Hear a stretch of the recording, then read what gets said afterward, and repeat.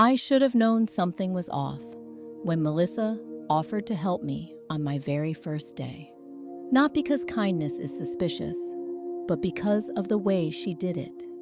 With that tilted head, that soft voice, those concerned eyes that seemed to say, "You poor thing, you have no idea what you're walking into." At the time, I thought I'd lucked out.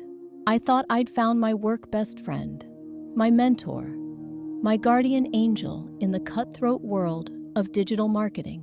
God, I was so stupid.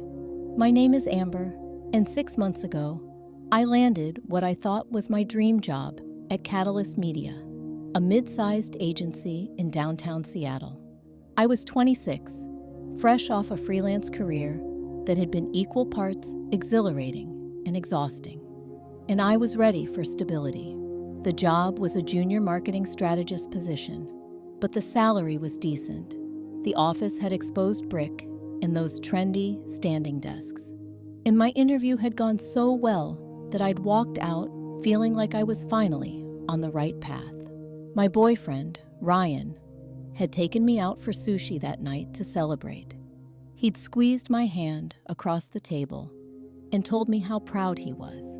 I remember thinking that everything was finally falling into place. Melissa Chen was 34, 8 years older than me, and she'd been at Catalyst for 5 years. She was a senior strategist, which meant she had her own office with a door that actually closed, her own roster of high-profile clients, and the kind of respect that made junior employees like me straighten up when she walked by. She had this sleek, black bob that always looked perfect, minimalist jewelry, and a wardrobe that screamed, "I have my life together." On my first day, when I was fumbling with the coffee maker in the break room, she appeared beside me like a fairy godmother. "First day jitters?" she asked, her voice warm and knowing. I laughed nervously. "Is it that obvious?" "Only because I remember mine. Here, you have to hold the button down for 3 seconds, or it won't brew. The machine's temperamental," she demonstrated, and sure enough, the coffee maker hummed to life. "I'm Melissa, senior strategist. You're Amber, right? The new hire everyone's been talking about." My heart did a little flip. "Everyone's been talking about me?" "Your portfolio was impressive.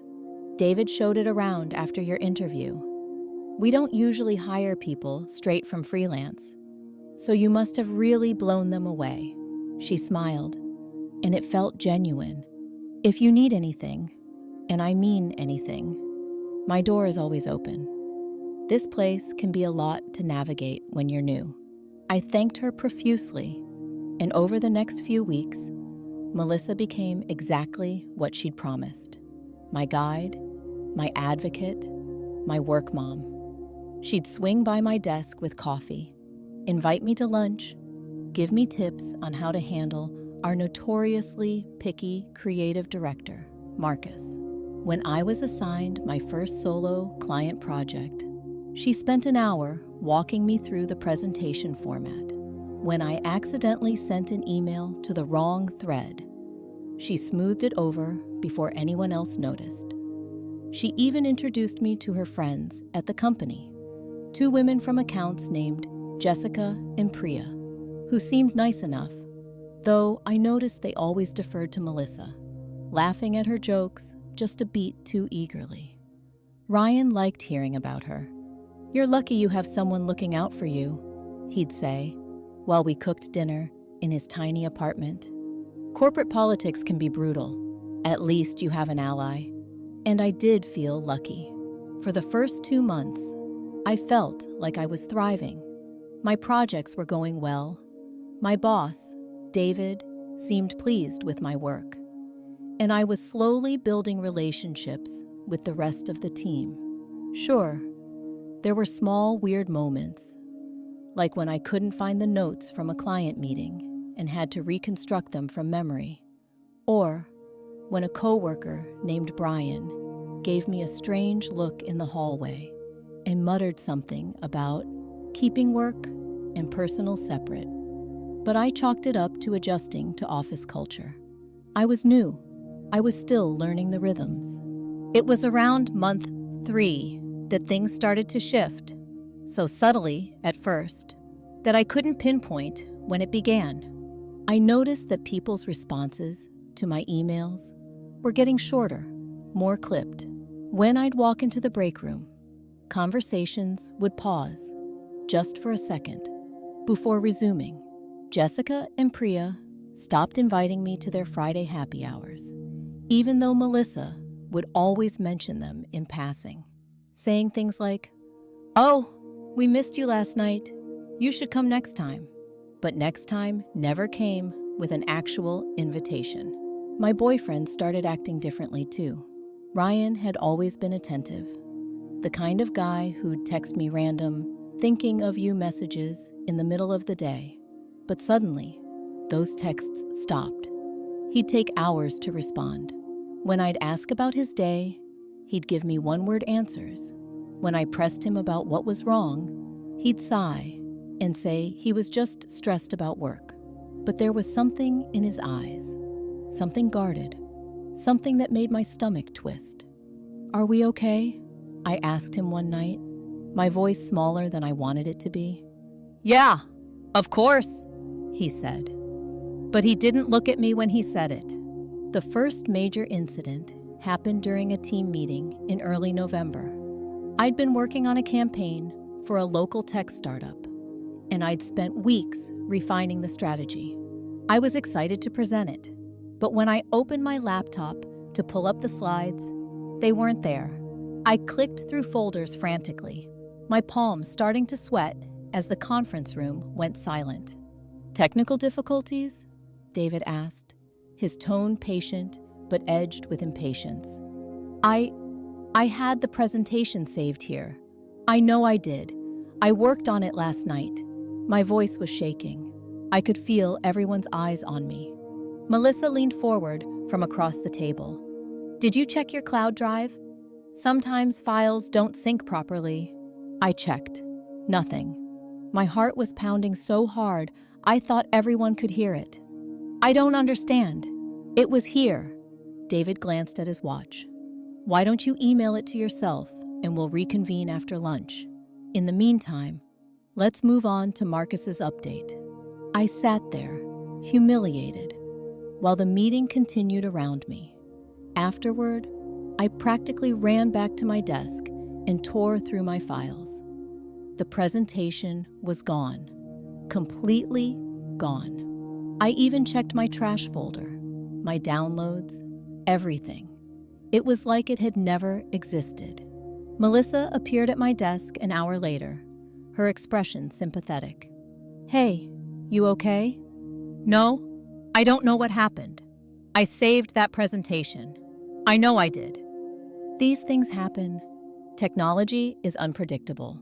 Don't beat yourself up too much. She squeezed my shoulder. Just make sure you triple-check your saves from now on.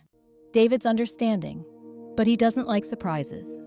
I recreated the presentation that night, working until 2 a.m, my eyes burning. When I finally delivered it the next day, David's feedback was lukewarm. "It's fine," he said. But the delay threw off our timeline. We needed this earlier. 2 weeks later, it happened again. This time, it was an email I drafted to a client, a carefully worded response to some concerns they'd raised. I'd saved it as a draft, planning to send it first thing in the morning after a final review. But when I got to work, the draft was gone. And worse, there was an email in my sent folder, an email I didn't remember sending, that was curt, almost rude, and completely unprofessional. The client complained to David. I was called into his office. "Amber, what's going on?" he asked, pulling up the email on his screen. "This isn't like you." I stared at it, my mouth dry. "I didn't send that. I mean, I wrote a draft, but it didn't say that." It came from your email. I know, but I swear I didn't send it like this. Someone must have. Someone must have what? Hacked your account? His tone was skeptical. Look, I know you're still adjusting, but you need to be more careful. This client is important, and this kind of communication is unacceptable. I apologized profusely, but as I walked back to my desk, my mind was racing. Someone had accessed my account. Someone had changed that email. But who and why? Over the next few weeks, the incidents piled up. A report I'd submitted was flagged for having incorrect data. Data I knew I'd double-checked. A meeting I'd been told was at 2 turned out to be at noon, and I missed it entirely. My password stopped working one morning, and IT told me someone had tried to log in from a different device. Rumors started circulating that I was unreliable, that I was struggling, that maybe I wasn't cut out for the job. And through it all, Melissa was there, offering support. She'd take me to coffee and listen to me vent. She'd tell me stories about her own early mistakes. She'd assure me that everyone goes through rough patches. "You're talented, Amber," she'd say, her eyes earnest. "Don't let this get to you. You just need to push through." But I wasn't pushing through. I was drowning. My performance review in December was brutal. David listed every mistake, every missed deadline, every miscommunication. I tried to explain that something was wrong, that these things weren't entirely my fault. But I could see in his face that he thought I was making excuses. And Ryan, God, Ryan. By December, we were barely speaking. He'd stopped coming over. He'd canceled plans last minute. When I asked him if he wanted to break up, he said no, but his voice was flat, emotionless. "Do you even love me anymore?" I asked one night, tears streaming down my face. "I don't know what I feel, Amber," he said quietly. "I just need space." I felt like I was losing my mind. Everything I touched seemed to fall apart. I started waking up at 3 in the morning, my mind spiraling with anxiety. I stopped eating regularly. I'd stare at my reflection in the bathroom mirror at work and barely recognize myself. Dark circles under my eyes, my skin pale and drawn. It was Melissa who suggested I take a mental health day. "You look exhausted," she said gently. "Seriously, take a day off. Recharge. You're no good to anyone if you're running on empty." I did. I took a Friday off and spent the day in bed, staring at the ceiling, wondering how everything had gone so wrong, so fast. That's when I got the text from a number I didn't recognize. "We need to talk. It's about Melissa. Meet me at Grind Coffee tomorrow at 10 a.m. Come alone." My first instinct was to delete it. It felt like something out of a bad thriller, but curiosity and desperation won. I texted back, "Who is this?" The response came immediately. "Someone who knows what she's doing to you." I didn't sleep that night. The next morning, I walked into Grind Coffee at exactly 10. The place was busy, filled with the hum of espresso machines and low conversations. I scanned the room and saw a woman sitting in the corner, her laptop open in front of her. She was probably in her early 30s, with curly red hair and sharp green eyes. When she saw me, she closed her laptop and gestured to the seat across from her. "Amber?" she asked. "Yeah. Who are you?" "My name is Lauren. I used to work at Catalyst. I was a senior strategist, until Melissa forced me out." I sat down slowly, my heart pounding. "What are you talking about?" Lauren leaned forward, her expression serious. 3 years ago, I was in your exact position. I was good at my job, really good. I was getting recognition, building a client base. and I was on track for a promotion. And then Melissa took an interest in me. She befriended me, just like she's done with you. She was supportive, helpful, always checking in. I thought she was amazing. Lauren's jaw tightened. And then things started going wrong. Files disappeared. Emails got mixed up. Clients complained about things I never said. My boyfriend at the time started acting cold, distant. Sound familiar? My blood ran cold. How do you know about my boyfriend? Because it's her pattern. She did it to me. She did it to at least one other woman before me. And she's doing it to you. Lauren pulled out her phone and swiped through some screenshots. She's methodical. She gets access to your accounts, your work email, your computer, maybe even your personal stuff if she can. She sabotages your work, plants seeds of doubt with your coworkers and your boss, and she isolates you. And the whole time, she plays the supportive friend so no one suspects her. But why? Why would she do that? Lauren's eyes flashed with anger. Because she's threatened by you. You're talented, you're young, you're likable. She sees you as competition. And the only way she knows how to deal with competition is to destroy it. She paused. And as for your boyfriend, she wants him too. She has this thing where she needs to prove she can take whatever you have. She pursued my ex relentlessly after I was gone. They dated for a few months. She was obsessed with the idea that she'd won. I felt sick. She met Ryan. I introduced them at a company event. Of course you did. She's been playing you from the start. But how? How is she doing all this? How does she have access to my accounts? Lauren grimaced. Remember that time she helped you with something on your computer? Maybe showed you how to fix a setting or walked you through a process while standing behind you? I thought back. There had been a day when my email was acting up, and Melissa had come over to help. She'd asked me to log in while she watched, said she needed to see the error message to know how to fix it. My password. She'd seen me type my password. Oh my God. She's smart. She never leaves obvious traces. She waits weeks or months before she uses the information. By the time things go wrong, you'd never connect it back to that one moment. Lauren slid a piece of paper across the table. I've documented everything I know about her methods. I've talked to the other woman she did this to. Her name is Sienna. We've compared notes. Melissa is a predator, Amber. And unless you stop her, she'll destroy you, just like she destroyed us. My hands were shaking as I picked up the paper. Why didn't you report her? Why didn't you go to HR? I tried. She'd already poisoned the well.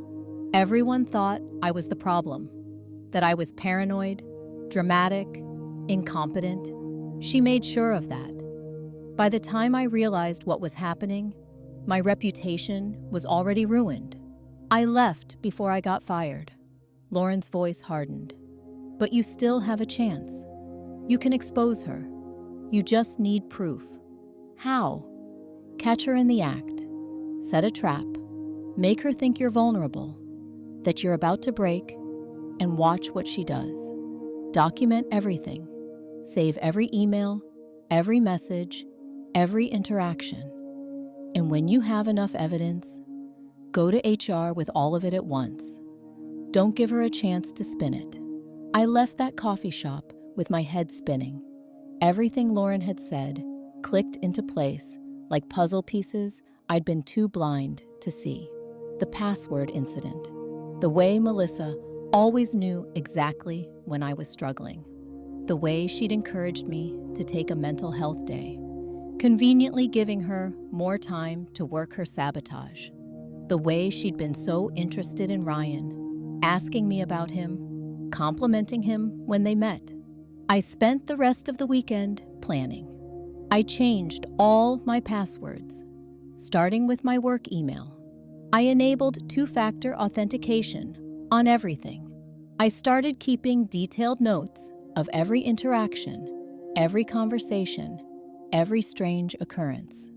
And I decided to give Melissa exactly what she wanted: a vulnerable, breaking target. On Monday, I came into work looking even more exhausted than I felt. I made sure to seem scattered, frazzled. When Melissa stopped by my desk to check in, I broke down a little, telling her I didn't know if I could keep doing this, that maybe I wasn't cut out for the job after all. She ate it up. "Oh, Amber, don't say that. You're just going through a rough patch. It'll get better." Her eyes gleamed with something that made my skin crawl. "Why don't you take another day off this week? Seriously, you need rest." I declined, saying I couldn't afford to miss more work. But I started leaving my computer unlocked when I went to lunch, just long enough to see if she'd take the bait. I installed a hidden monitoring app on my laptop that would log any activity, any keystrokes, any files accessed. It took 3 days. On Thursday, I came back from a lunch break to find my computer exactly as I'd left it. But when I checked the monitoring log that night, my hands started shaking. Someone had accessed my email. They'd opened a draft I'd been working on, a proposal for a major client. They'd made subtle changes to the budget numbers, just enough to make them wrong, but not obviously so. They'd accessed my calendar and changed the time of a meeting. And they'd tried to open my personal messages folder, though they hadn't been able to because I'd moved it. The IP address traced back to a computer in the building. I didn't have the technical skills to identify exactly whose, but I didn't need to. I knew. Over the next 2 weeks, I gathered more evidence. I set up a tiny camera on my desk, hidden in a decorative picture frame, angled to capture my computer screen. I caught Melissa on video, leaning over my desk while I was in a meeting, tapping at my keyboard with quick, practiced movements. I documented every file that went missing, every email that got changed, every rumor I heard, traced back to a conversation Melissa had been part of. I reached out to Sienna, the other woman Lauren had mentioned, and she sent me her documentation too. And then there was Ryan. I'd been watching his phone when he left it on the counter one night. A text had come in from a number that wasn't saved in his contacts. "Can't wait to see you tomorrow. You know where." My stomach had dropped, but I'd forced myself to stay calm. I'd checked the number later and found it on the company directory. It was Melissa's personal cell. The betrayal was a knife in my chest, but I couldn't fall apart. Not yet. I went to HR on a Tuesday morning in late January. I brought printed documentation, screenshots, logs, videos, witness statements from Lauren and Sienna, everything. I'd also contacted an employment lawyer who'd reviewed my evidence and said it was damning. The HR director, a woman named Patricia, listened to everything. At first, her expression was skeptical. I'm sure she thought I was just another disgruntled employee. But as I laid out the timeline, as I showed her the videos, as I walked her through the pattern that matched what Melissa had done to at least 2 other women, her face changed. This is serious," Patricia said slowly. "If what you're saying is true, this is a pattern of targeted workplace harassment and sabotage. We'll need to investigate immediately." "I want her held accountable," I said, my voice steady, despite the rage burning in my chest. "She's been doing this for years, and she's gotten away with it because she's smart, and no one wanted to believe it. But I have proof, irrefutable proof." The investigation took 2 weeks. During that time, I avoided Melissa as much as possible, which wasn't hard because she seemed to be avoiding me too. Maybe she sensed that something had shifted. Maybe she knew the walls were closing in. They interviewed everyone. They pulled server logs. They brought in IT forensics to trace the unauthorized access to my accounts. They talked to David, to Marcus, to every coworker Melissa had poisoned against me. And slowly, piece by piece, the truth came out. David called me into his office on a Friday afternoon. His expression was grave. "Amber, I owe you an apology, a significant one. We've completed our investigation and I'm horrified by what we found. Melissa Chen has been terminated, effective immediately. We've also referred the matter to local authorities because some of her actions may constitute criminal harassment and computer fraud." He rubbed his face, looking older than I'd ever seen him. "I failed you. I should have listened when you tried to tell me something was wrong. I should have investigated sooner." "What about the others?" I asked quietly. "The women she did this to before me?" "Patricia is reaching out to them. We're offering settlements and formal apologies. It's not enough, but it's a start." He looked at me directly. "And for what it's worth, your performance review is being expunged. I've reviewed your actual work, separate from the sabotage, and it's excellent. You have a future here if you want it." I didn't know what I wanted, but I knew I wanted to see Melissa's face when she realized she'd lost. I never got that satisfaction. Melissa didn't come back to the office after her termination. She didn't reach out, didn't try to defend herself. She just disappeared. I heard through the grapevine that she'd moved to Portland and was working at a startup under a different title. I wondered if she'd start the cycle again with someone new. As for Ryan, I broke up with him a week after the HR investigation concluded. When I confronted him about Melissa, he'd had the audacity to look ashamed, but not surprised. "She told me you were talking about me behind my back," he said weakly. "She said you'd been complaining about our relationship to people at work, that you were thinking of breaking up with me. She was just there. She listened. And I was stupid." You were weak, I corrected. And you didn't trust me enough to ask me directly. We're done. He didn't fight it. The aftermath was complicated. My reputation at Catalyst slowly rebuilt. But it took months. People apologized awkwardly, admitted they'd believed the rumors, said they should have known better. I forgave some of them. Others, I kept at arm's length. Trust, once broken, is a fragile thing to rebuild. Lauren and Sienna both reached out after Melissa's termination. We met for drinks, the three of us, and we talked for hours. There was a strange comfort in being understood by people who'd lived through the same nightmare. We stayed in touch. They became my friends, real friends, built on shared survival. I still work at Catalyst. I'm a senior strategist now, promoted last month. I have my own office, my own clients, and a reputation I've rebuilt from scratch. I'm careful about who I trust, maybe too careful, but I'd rather be guarded than destroyed. Sometimes, late at night, I think about how close I came to losing everything. How if Lauren hadn't reached out, I might have quit, might have believed I really was the problem, might have let Melissa win. The thought makes me nauseous. But I also think about the moment I walked into HR with my stack of evidence, with my voice steady and my head held high. I think about the moment I realized I wasn't crazy, wasn't weak, wasn't failing. I was being hunted, and the moment I stopped being prey and started fighting back was the moment I took my life back. If there's anything I want people to understand, it's this.